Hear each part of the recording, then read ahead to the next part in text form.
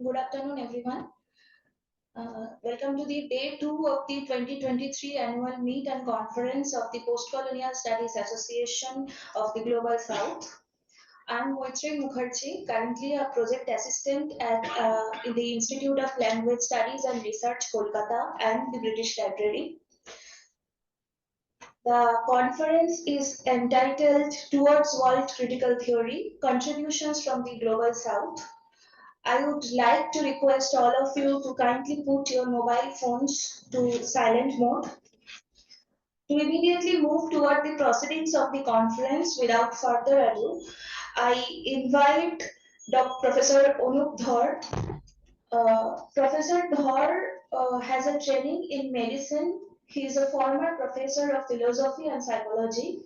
He has been a fellow at the Hans Killen and Lot Kohler Center for Cultural Psychology and Historical Anthropology, RAR University, Bochum. He is currently distinguished visiting professor of philosophy, at BML Munjal University. Some of his co-authored books include Dislocation and Resettlement in Development from Third World to World of the Third, published by Routledge in 2009, World of the Third and Global Capitalism Between Marx and Freud, published by Palgrave Macmillan in 2023, and Rajniti Bhut Bhavishyat, The Past and Future of the Political, published by Ananda Publishers in 2023. Some of his co-edited books include Psychoanalysis from Indian Terror, Emerging Themes in Culture, Family and Childhood, published by Lexington Books in 2018, Marxism and the Spiritual, published by Routledge in 2020, and Clinic Critique Culture, Psychoanalysis from India is a forthcoming publication. He is completing a book on Girindrasekhar Bose titled Aboriginal Psychoanalysis. He is a member of the editorial board of Rethinking Marxism. His talk for our conference is entitled Conversation Between Psychoanalysis and Sahajiya Philosophy.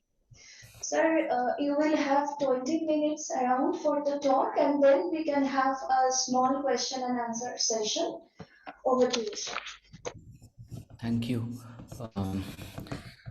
Let let me share my slide. Is it showing? Yes, sir. Yes. First, I owe an apology to all of you, actually. I never do this, that I'm not in the conference on both days and I do it online and come and deliver my talk. I've never done this in my life, actually. This is the first time I'm having to do this. There is no way out. And my apologies. I usually attend all presentations, even presentations by young scholars. Yesterday, I tried to attend as much as possible, but I admit I have not been very consistent. So first, my apologies on that. Second, I will try to put down my thoughts in 20 minutes, but I may take 4 or 5 minutes more. I may not be able to bring it all together in 20. Let us begin with the idea, and this is a proposition with some self-doubt, that the Frankfurt School actually has been the foreground for a Marx-Freud dialogue. And that Marx-Freud dialogue then takes two other forms. One could be seen as a dialogue between Althusser and Lacan, which actually happened through an exchange of letters between the two of them. And third, the dialogue that then takes form in Anti-Oedipus and the Thousand Plateaus. However, it is one thing to have Marx and have Freud and bring Marx and Freud to dialogue. It is quite another thing, which I would like to placed before us, and it is kind of a response to the discussions and the presentations that happened yesterday, that it is also important to Marxize Freud, which um, anti-Oedipus tries to do, and Lacan in Seminar 17, actually. How does one Marxize Freud, and how does one Freudianize Marx?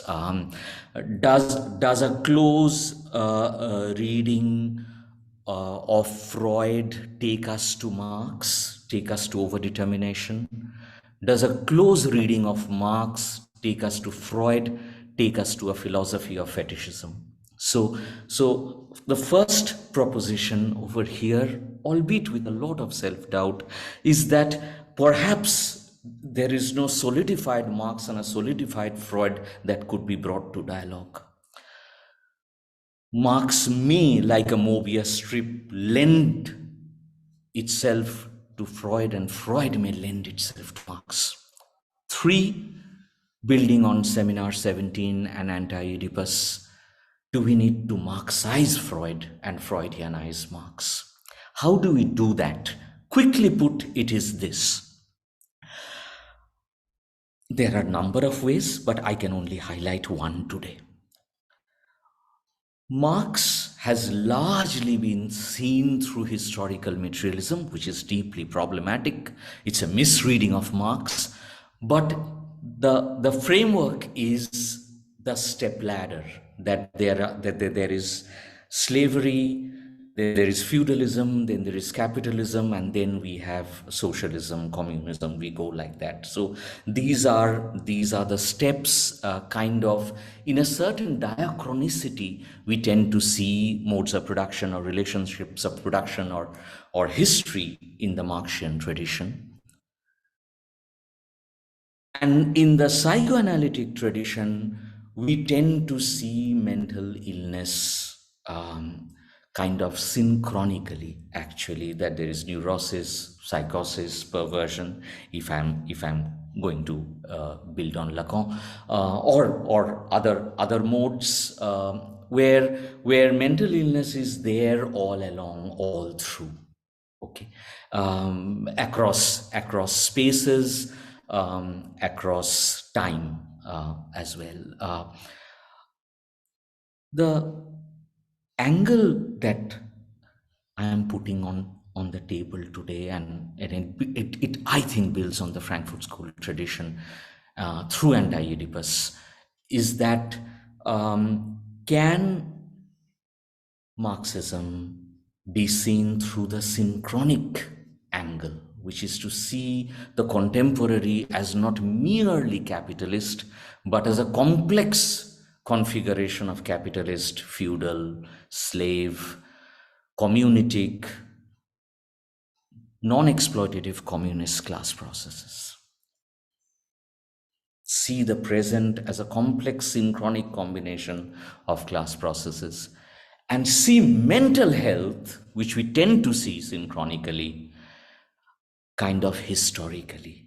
Does each age produce a certain kind of mental health and mental suffering? So is hysteria, schizophrenia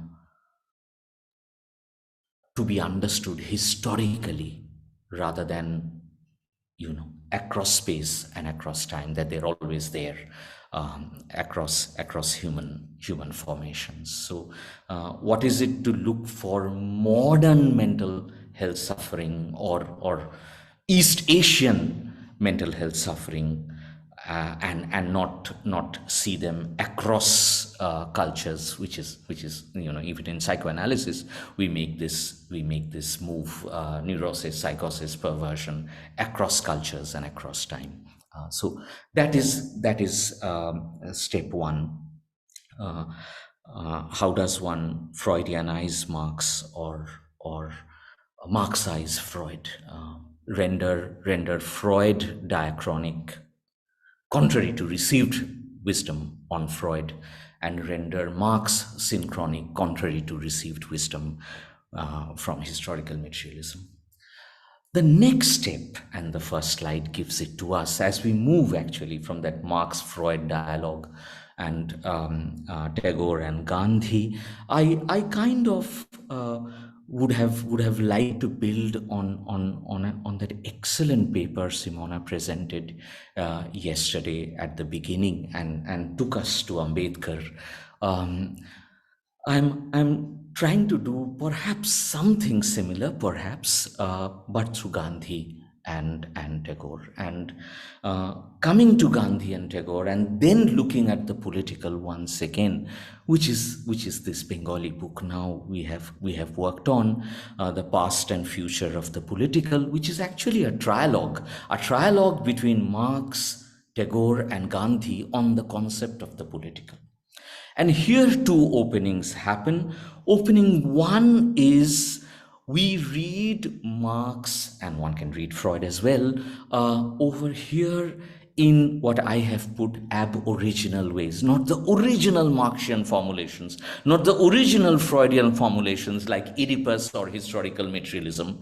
We read Marx and Freud for originary multiplicity at the origin and look for a dissenting Marx within Marx or a dissenting Freud within Freud. So ab-original moments, not the originary Marx, not the Marx we have been given as the original Marx, but more an ab-original Marx and an aboriginal Freud. And I'll give an example in the next slide of an aboriginal Marx actually. And then how does one aboriginalize both Marx and Freud through Tagore and Gandhi in this presentation?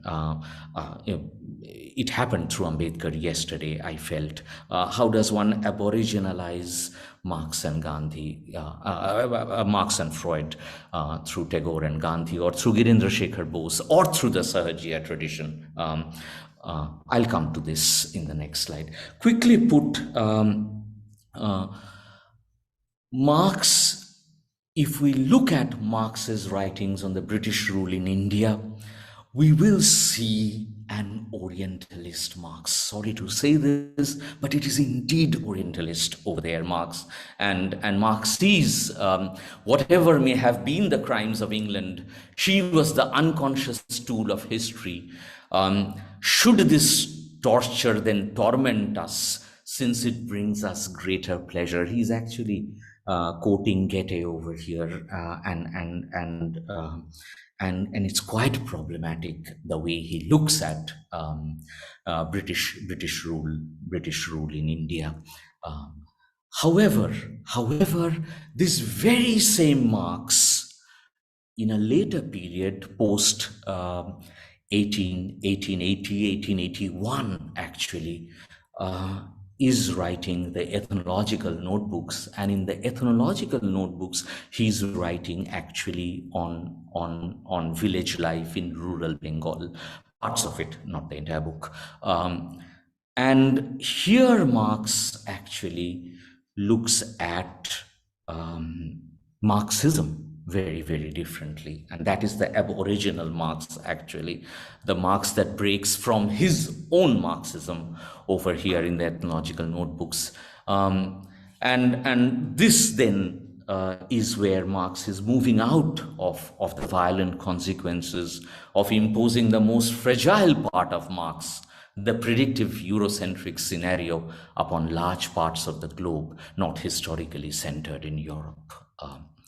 The next slide actually gives it to us. Marx late in life, which we will call late Marx, not reduced to three sources and component parts of Marxism, Britain, France, and Germany, but Marx looking at Russia. Marx looking at the Russian commune, Russian peasant commune, and I'm trying to argue Russia is largely Asia, actually, and the landmass also gives it to us. That part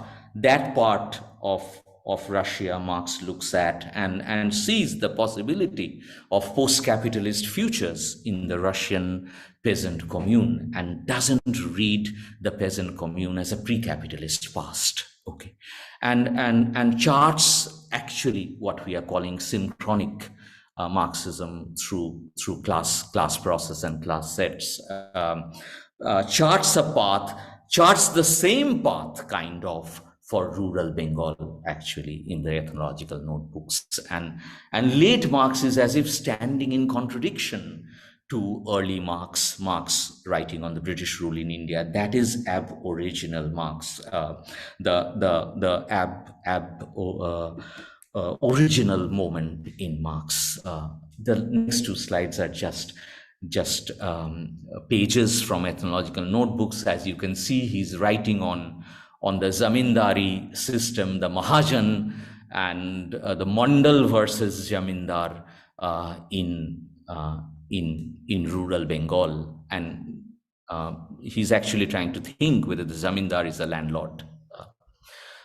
It's the same one continuing, actually. And this is just to share with you late Marx's writings on Bengal. This opens up then for us the first understanding, like queer, of the aboriginal in anthropology, colonial anthropology, which is a negative connotation, but then ab-original,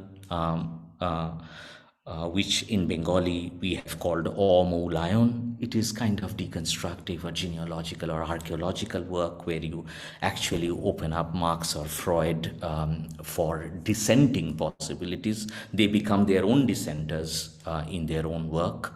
And the second one is aboriginalization, Banglai Prakritayan ba Sahajiya, which is to move from a more Sanskritic critical theory to a more aboriginalized critical theory.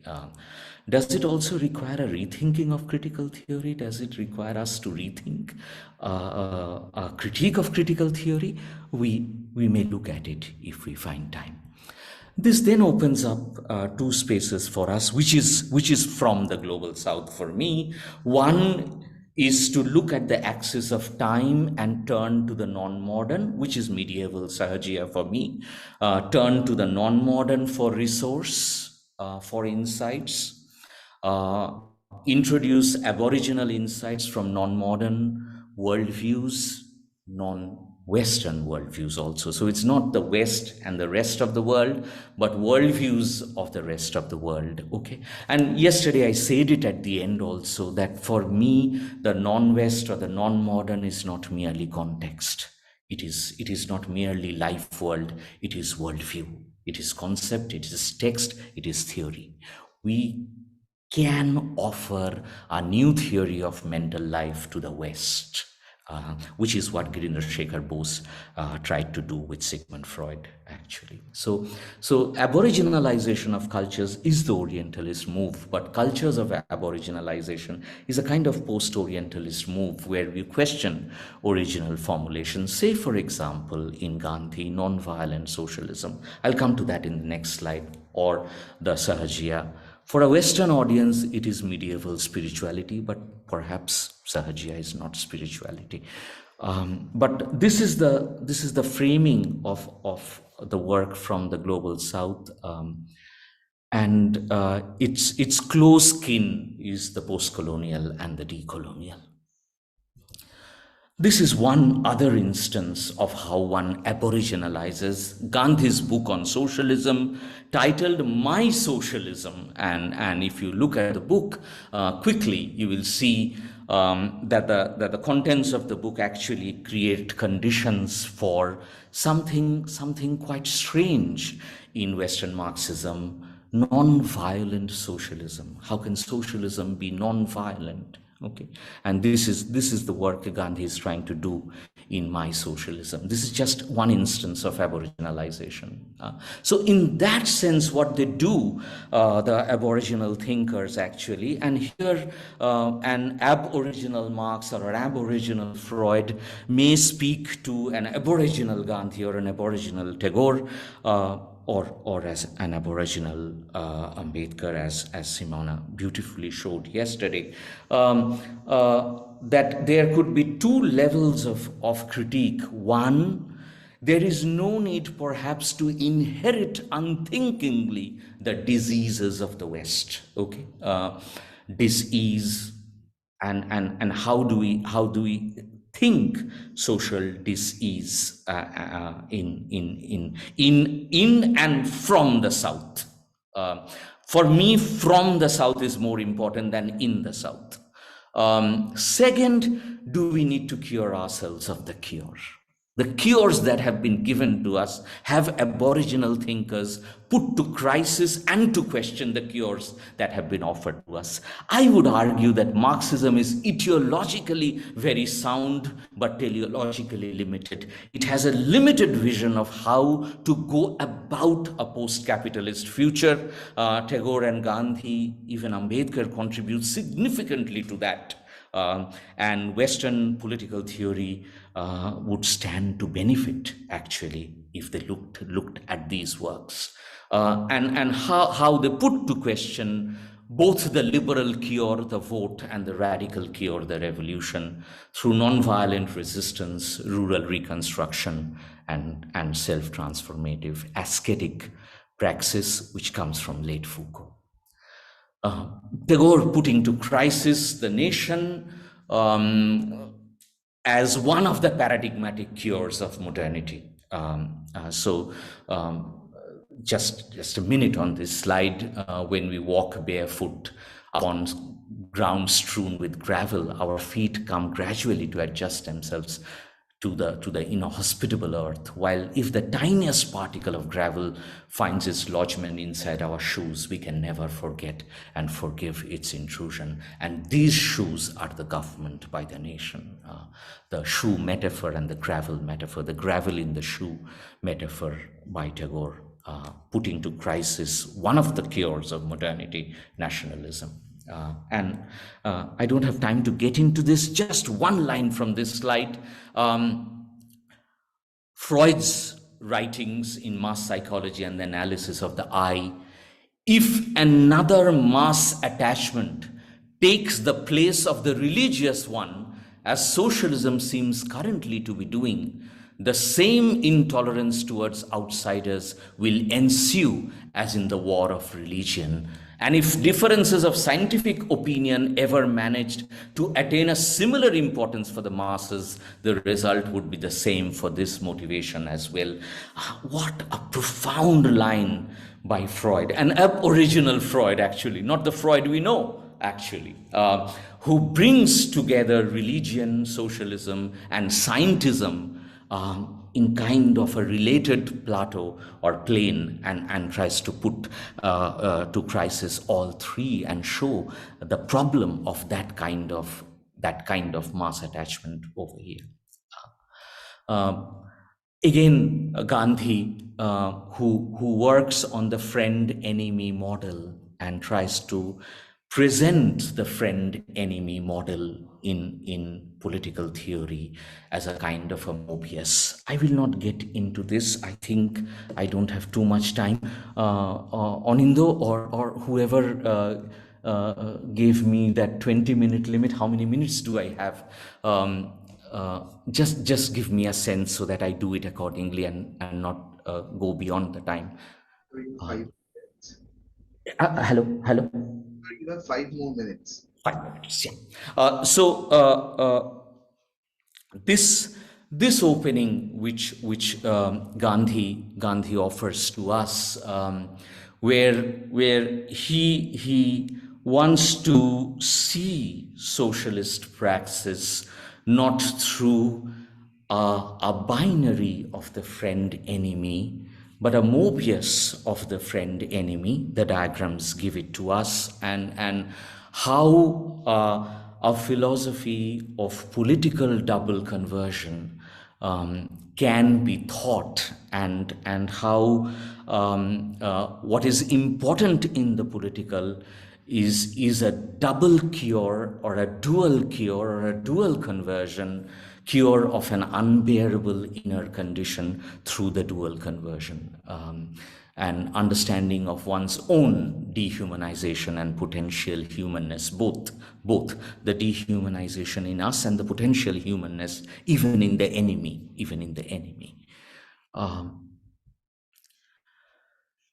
This takes me to the Sahajiya point.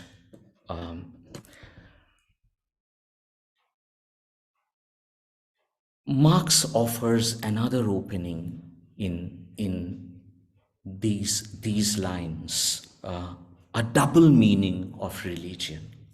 We have over foregrounded the latter part, religion as the opium of the people. But what is there in the first part? Religious distress is at the same time the expression of real distress and also the protest against real distress. Religion is the sigh of the oppressed creature, the heart of a heartless world, the spirit of spiritless conditions. Marx is using the same word religion, but it looks like if one reads this paragraph closely, one sees there are two moments over here. One where he is talking of the sigh of the oppressed, and on the other hand, the opium of the people. I see the Sahajiya tradition, the Marxian tradition, the Freudian tradition as attending to the sigh of the oppressed rather than being the opium of the people. This opens up for me a firm distinction between religion and spirituality. Seeing spirituality or the Sahajiya tradition away from religion and seeing it more in the practical philosophy or the transformative philosophy tradition as a way of life, as a way of becoming, as a way of resistant transformative co-becoming, something like that. That opens up for me an attention to the Sahajiya tradition. I won't have the time to get into this. Quickly, 2 minutes on psychoanalysis and the aboriginal move in psychoanalysis. Girindrasekhar Bose doing it over here. Quickly, the kind of slippages that we see in Western critical theory as well. And I'm giving one example from Jacques Derrida, a wonderful paper called Geopsychoanalysis, but a troubling line in that. There is practically no psychoanalysis in Asia or in the South Seas. Psychoanalysis could not take off its European shoes. Again, the shoe metaphor comes back, and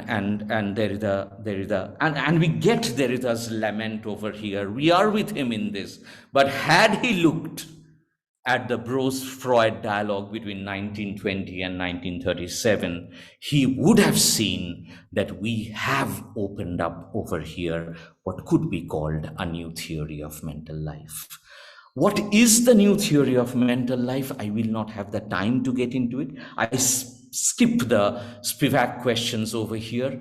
Let me just come to this slide, which I cannot elaborate upon. The only point I want to highlight in this slide is how Girindrasekhar Bose writes anti-Oedipus nearly 50 years before anti-Oedipus is written, and presents to Freud a critique of the Oedipus complex, and also presents to Freud a critique of the two-sex model, man, woman as opposite sex in the Western tradition, and sees the two sexes as neighboring sexes, as a Möbius of sexes rather than what has been seen as the opposite sex. Last two slides. Maybe the last one. Let this be the last one. Gandhi, as he looks at the Vaishnavite tradition, culls out, and this is where aboriginal thinkers are also critical of their tradition. Ek dusri parampara ki khoj, okay, looking for another tradition, actually, even within tradition, and that is where I would put the question of dual critique. Actually, while Marx and Freud become dissenters within their own tradition, Gandhi and Tagore, Ambedkar included, perhaps, become dissenters within the Indian or the South Asian or the East Asian or the Aboriginal tradition. Only one instance of that, and I end. Gandhi redefines who is a Vaishnav. One who is a Vaishnav knows the pain of the other, does good to the other without letting pride enter his mind. This is a very, very different of who is a Vaishnav, and this opens up the space for us, where Gandhi is rethinking the political, rethinking inner fascism, rethinking socialism as non-violent socialism. Uh, Girindrasekhar Bose rethinking an Oedipal or an anti-Oedipal psychoanalysis, culling out insights, aboriginal insights from the Sahajiya tradition, and bringing politics and spirituality, or the political and the Sahajiya tradition to dialogue, and does this uh, offer us a way to think Marx and Freud in both ab-original and aboriginal ways. And in that rethinking, Tagore, Gandhi, for today's discussion, and the medieval Sahajiya tradition has theories to offer to the West, not just data. Thank you.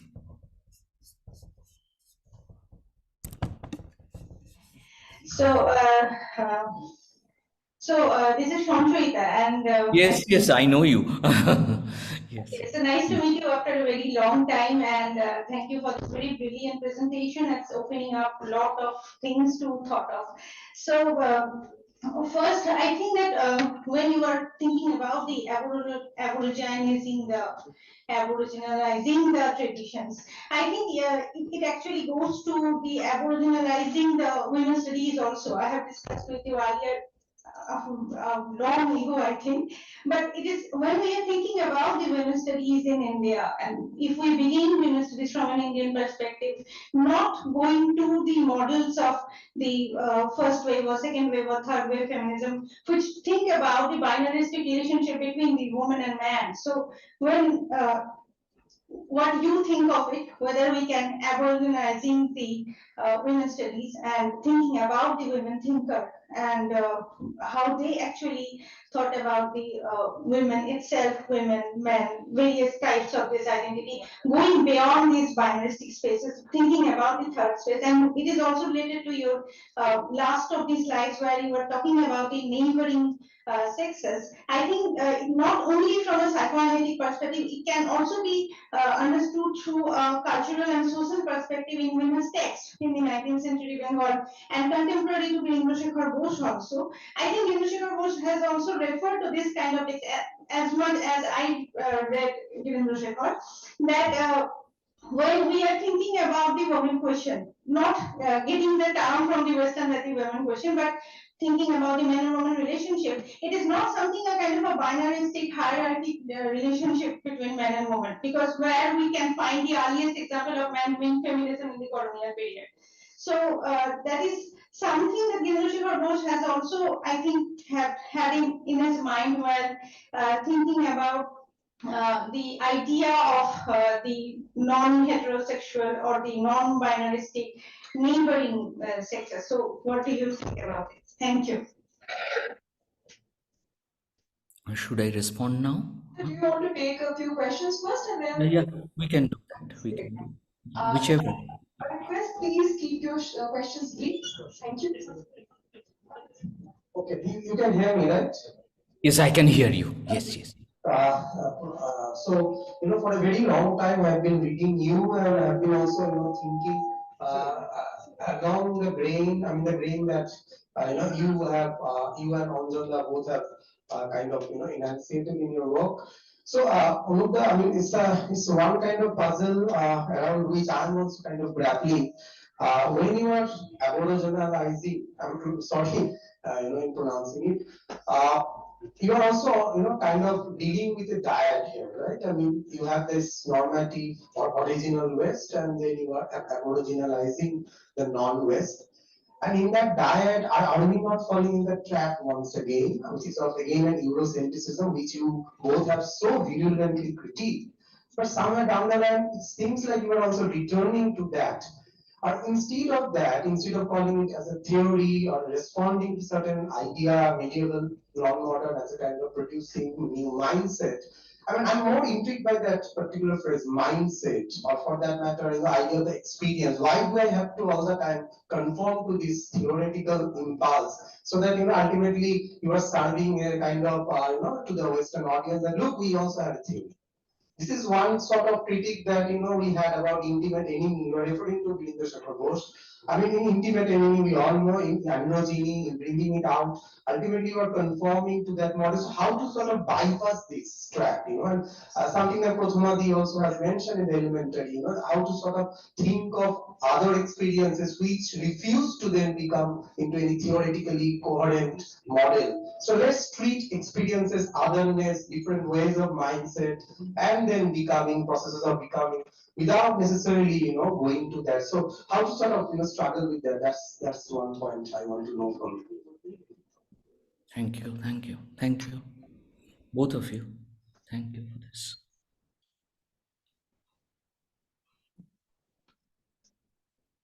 নমস্কার, আমার নাম অরিন্দ্রজিৎ, আমি বাংলায় প্রশ্নটা করছি আপনাকে। হ্যাঁ, please করুন। আমার প্রথম প্রশ্ন হচ্ছে যে আমরা নজরুল এবং মুজাফফর আহমেদের প্রসঙ্গটা আমি একটু জানতে চাইছিলাম।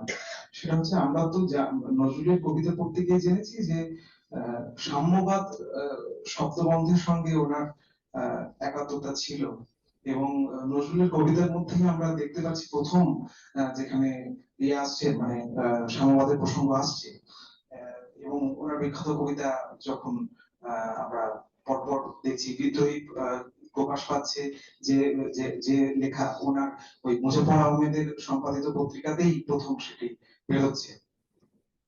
তো এই প্রসঙ্গটা সম্পর্কে আমি একটু আপনার মতামত জানতে চাই। দ্বিতীয়ত হচ্ছে যে আইজাজ আহমেদের একটি বক্তব্য আমি দেখছিলাম, সেখানে উনি পোস্ট মডার্নিজম এবং মার্ক্সবাদ তার একটা চিন্তা ভাবনার দিকে বলছেন, এবং সেখানে উনি একটা বক্তব্য বলছেন যে যেহেতু ভারতীয় যে পরিবেশ, সেখানে প্রত্যন্ত গ্রামীণ এলাকায় একটা বৃহত্তর এই যে অবস্থানের মধ্যে আমরা যাচ্ছি, সেই জায়গায় উনি উত্তরাধুনিকতাবাদের সঙ্গে মার্ক্সবাদকে মেলাতে চাইছেন না। তো এটা নিয়ে আপনার অভিমত। এবং শেষে আমার আরেকটা প্রশ্ন রয়েছে, সেটা হচ্ছে যে আমি খুব সম্প্রতি গিরীন্দ্রশেখর বসুকে নিয়ে একটি বই পড়ছিলাম, ভৈফোরের মনোবিদ চর্চা সম্ভবত অমিতদা লিখেছে। হ্যাঁ, আপনি কি মনে করেন যে মানে এক ধরনের ভারতীয় মনোবিদ চর্চার পথ কোথাও তৈরি করেছেন গিরীন্দ্রশেখর বসু, এবং সেই জায়গায় এই যে আমরা যেটা বলি যে পশ্চিমী প্রচলিত অনুকরণ, সেটাকে মানে এবং যে যার প্রশংসা স্বয়ং ফ্রয়েডও যখন চিঠি চালাচালি হচ্ছে তখন করেছেন। তো এই তিনটে আমার।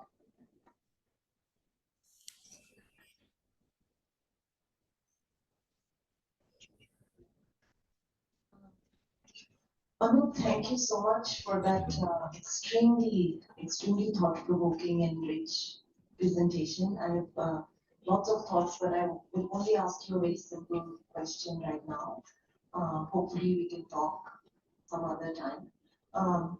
So my question is about this concept of the aboriginal, which on the one hand I find very exciting to the way in which you have deployed it. But I was also thinking, if one thinks about the ab there as a moving away from, I think that's the meaning, moving away from the origin, or even an abolishing perhaps, or a negating of the origin, then wouldn't you say that any text by definition is aboriginal?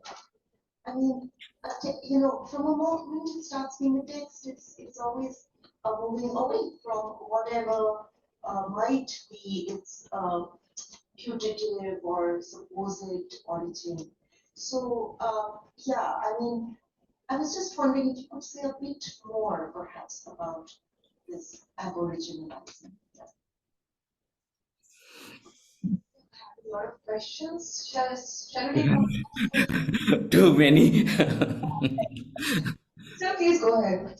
Let me respond a little bit. Not respond, I don't have answers to these questions. I'm taking them very, very seriously. Um,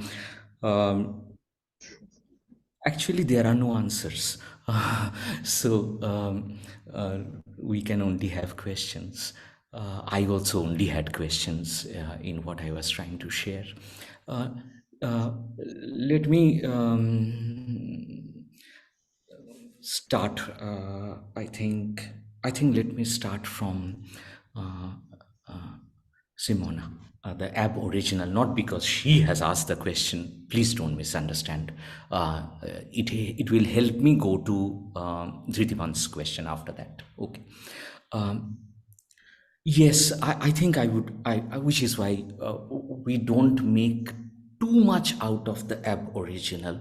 We would say ki that is what yesterday, that last part when Anindo was speaking of reading, and you then responded with again the question of reading. So there is an ab-original text within the text, always already. Let me be maybe deconstructive, Derridian, that it's always already there. There is a crack in the wall. Always already there is a crack in the wall. So the way the originary ideologies have been presented to us, say historical materialist Marxism or Oedipalized psychoanalysis, or a diagnostic framework, neurosis, psychosis, perversion, rendered global now. All of this uh, can then be read for um, deconstructive, genealogical, or archaeological possibilities within. So, ab-original is already something that was there, and the way we learn to read text, largely from the deconstructive tradition, is coming from that. Which is why in the slide also I say deconstructive, and it actually takes us to that moment where originary multiplicity is opened up in French critical political theory, the angle of originary multiplicity. That is kind of inherited. What is perhaps coming up as a very, very humble uh, moment over here is that critical theorists, Marx, Freud, can be read for aboriginal moments. And it's not that we have done it, others have done it before us, actually. Many others have done it. Spectres of Marx is an aboriginal reading of Marx. Spivak has done it in her many papers on Marx and value. The ab-original is a work that is kind of inherited by us, actually. I'm inheriting it, actually, and it ties to the point of reading, or the moment of reading as an exercise, as a praxis that Anindo and you were talking of towards the end yesterday. So that is the ab-original. But what is interesting, perhaps, is that how they two come together to form a connection between the aboriginal and the aboriginal. Sometimes we reclaim words to make a moment for our perhaps momentary self-liberation. That is one. Let me come to Dhritiman's question after this. Dhritiman, see, today I really did not get the time to get into it.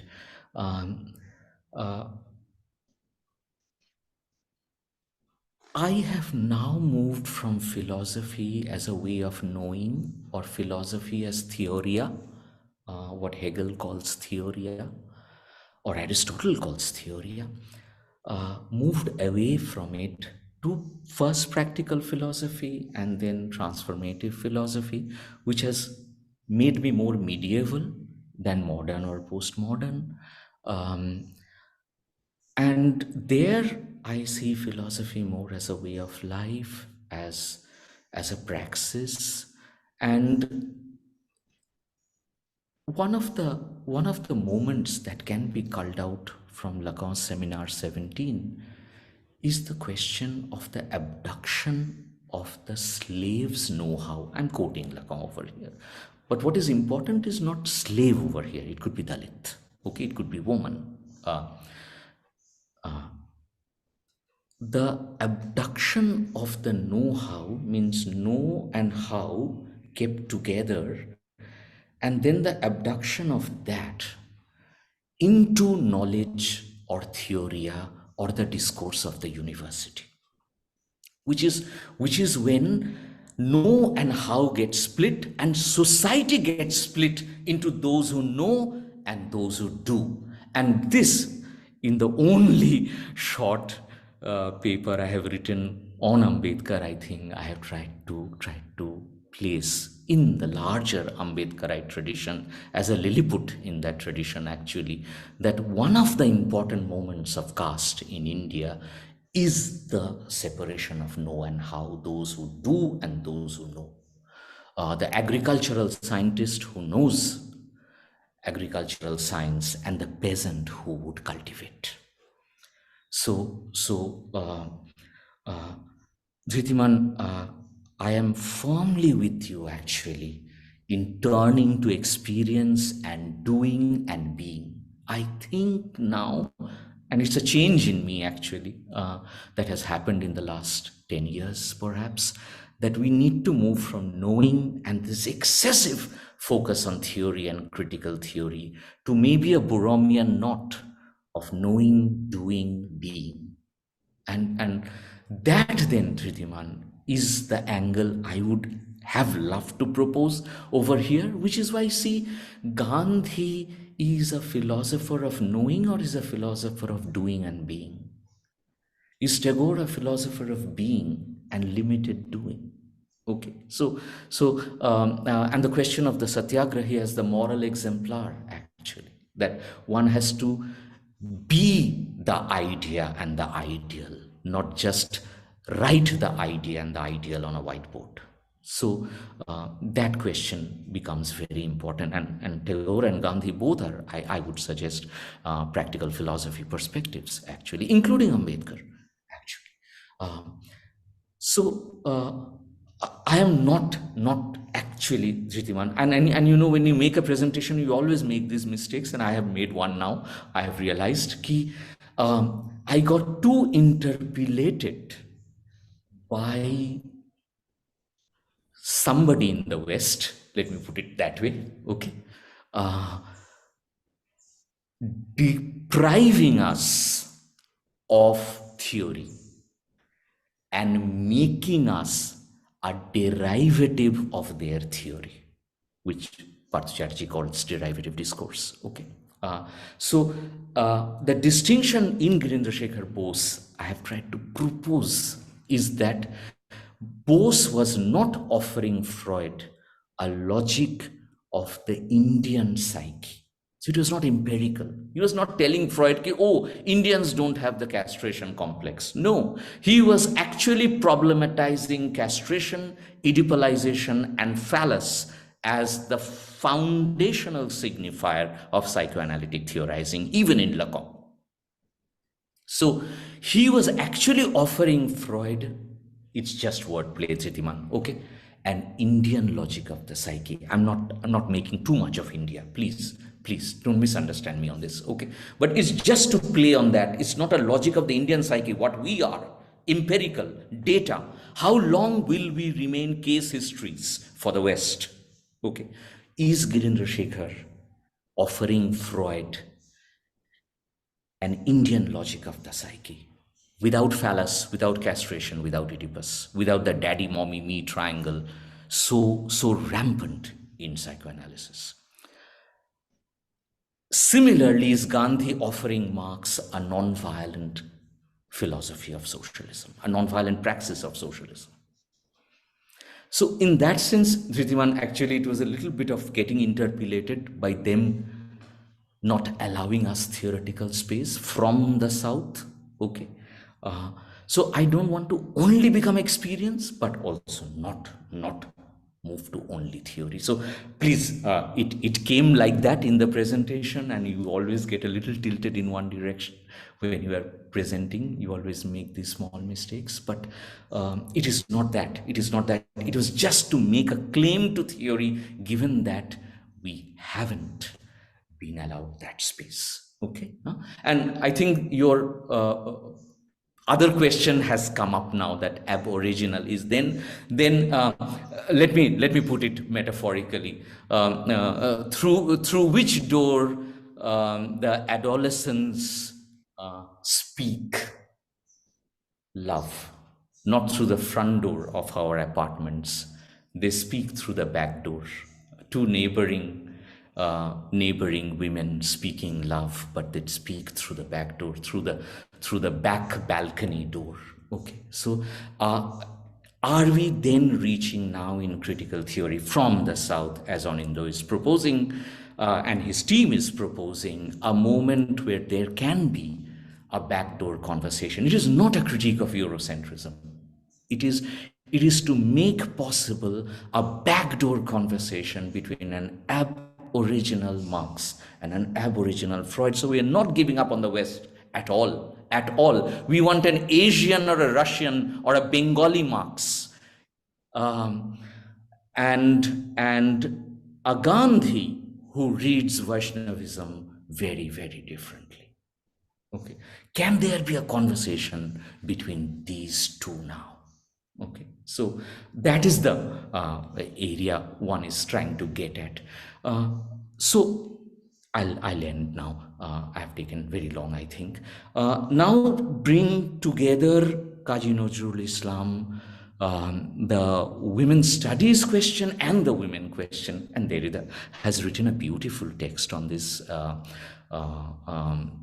woman in the beehive, and that, Sanjay, see, that opening, or Nazrul on Sammyabad, Girindrasekhar Bose on psychoanalysis, apni jebhabe bollen, all these then open up spaces for us to set up a conversation. And yesterday you were again speaking of conversation, a brave conversation, a brave dialogue perhaps, okay, a mad dialogue, a mad conversation actually. And the Bauls and the Fakirs had a conversation beyond religion, beyond Hinduism and Islam, beyond caste, okay. That is the Sahajiya tradition, that conversation with an intimate, embodied, material divine.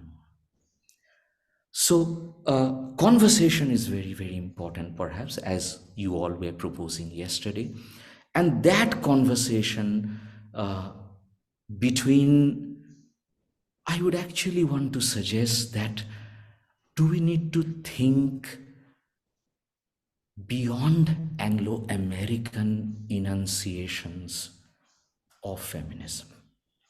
Do we need to take French enunciations of feminism or dissenting enunciations of feminism within the Anglo-American tradition? Feminism tied to rethought psychoanalysis, feminism tied to rethought Marxism, Spivak, Donna Haraway, Jacqueline Rose, and many others who have done that work. And then look for resources here. And there, I think one point which I could not expand upon is one of the gifts of colonialism to us, I really now think, is the two-sex model.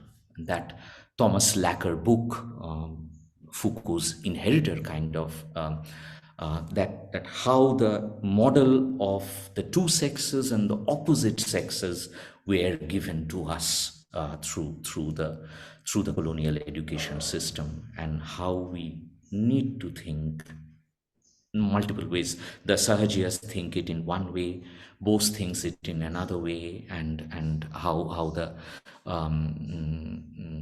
the the Mobius of genders, the Mobius of neighboring sexes can be rethought is a very important angle over here, um, and the Sahajiya take on Radha and Krishna are important over here.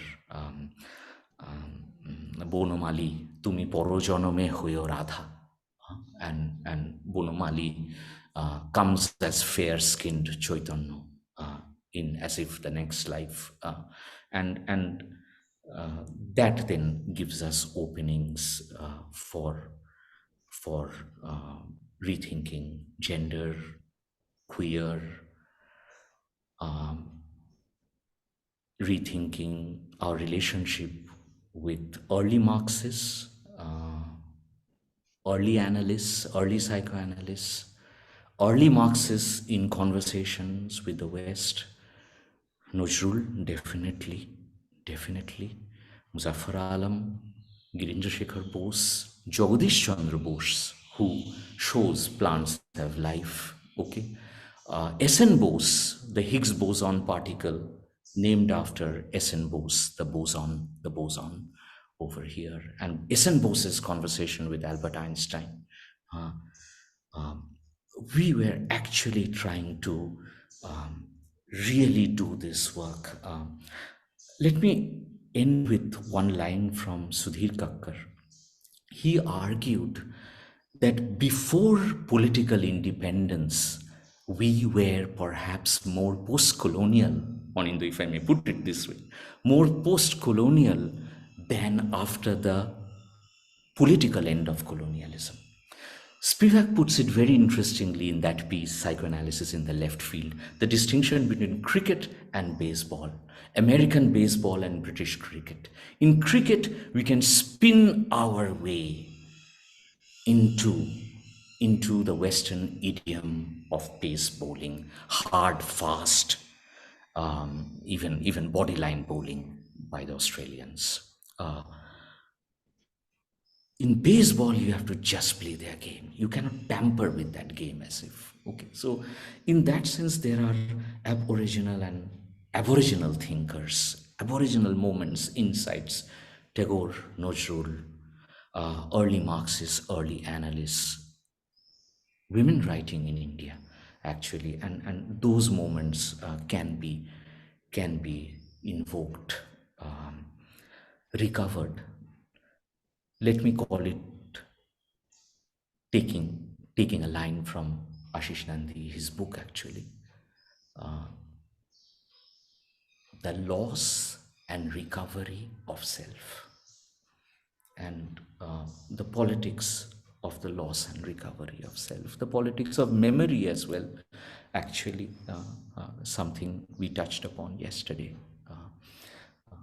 So that is my limited reflection on this. I don't have answers to these questions. These are a few self-doubts I wanted to share with you.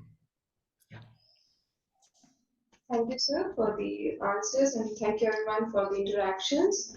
We'll now move towards the second panel discussion of the conference, to be moderated by Professor Himadri Lahiri, Netaji Subhash Open University.